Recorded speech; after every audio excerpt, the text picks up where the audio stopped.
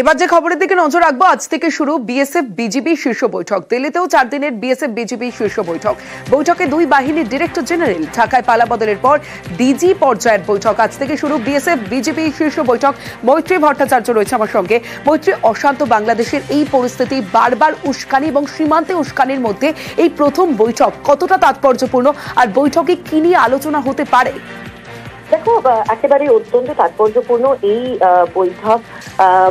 তার কারণ হচ্ছে নতুন সরকার, বাংলাদেশে তদারকি সরকার ক্ষমতাসীন হওয়ার পর এই প্রথম দুদেশের মধ্যে সীমান্তরক্ষী বাহিনীর যারা শীর্ষকর্তা তাদের পর্যায়ে কথা হচ্ছে। বিএসএফ এবং বিজিবির দুই শীর্ষকর্তা অর্থাৎ ডিজি লেভেলের এই বৈঠক হতে চলেছে। এবং দ্বিতীয় বিষয়টি হচ্ছে, বাংলাদেশের তরফ থেকে এই প্রথম কোনো ডেলিগেশন তদারকি সরকার ক্ষমতায় দখল করার পর ভারতে আসতে চলেছে।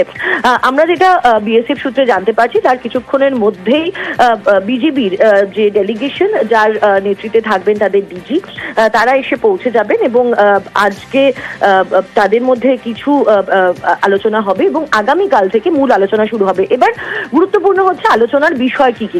আলোচনার বিষয়ের মধ্যে অত্যন্ত গুরুত্বপূর্ণ হতে পারে ভারতের তরফ থেকে তোলা হবে ফেন্সিং এর বিষয়টি। তার কারণ আমরা গত কয়েকদিনে দেখেছি যে গত কয়েক মাসে যে বিএসএফ এর তরফ থেকে যখনই ভারতের সীমান্ত সুরক্ষা করার জন্য ফেন্সিং দেওয়ার চেষ্টা করা হচ্ছিল, তখন বেশ কয়েক জায়গায় তারা বিজিবির থেকে বাধা পেয়েছেন। ফলে সেই বিষয়টি বিএসএফ এর তরফ থেকে তোলা হবে বিজিবির কাছে। পাশাপাশি ভারতীয় এবং ভারতীয় নাগরিক এবং বিএসএফরা বাংলাদেশি দুষ্কৃতীদের হাতে আক্রান্ত হওয়ার বিষয়টি তোলা হবে। দুদেশের মধ্যে চোরা পাচারের বিষয়টি তোলা হবে এবং সার্বিকভাবে একাধিক ক্ষেত্রে দেখা গিয়েছে যে সেখানকার স্বরাষ্ট্র উপদেষ্টা তিনি একাধিক সময় তিনি নানান মন্তব্য করেছেন দুদেশের পারস্পরিক সীমান্তবর্তী নানা চুক্তিকে খারিজ করার বিষয় বা সেগুলোকে মডিফাই করার বিষয়। সেই বিষয়গুলোকেও তোলা হবে, যাতে দুদেশের মধ্যে একই সঙ্গে যে দ্বিপাক্ষিক সম্পর্কের খাতিরে যে চুক্তি সই করা হয়েছিল, যাতে সেই চুক্তিগুলোর সম্মান রক্ষা করা হয় দুদেশের তরফ থেকেই, সেই বিষয়গুলো কিন্তু তোলা হতে পারে।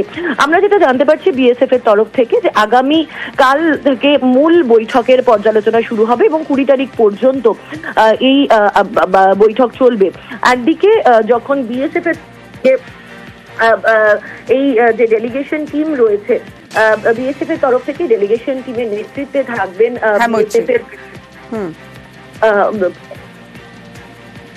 ঠিকই বোঝা যাচ্ছে। মৈত্রী, আপাতত ধন্যবাদ তোমায়।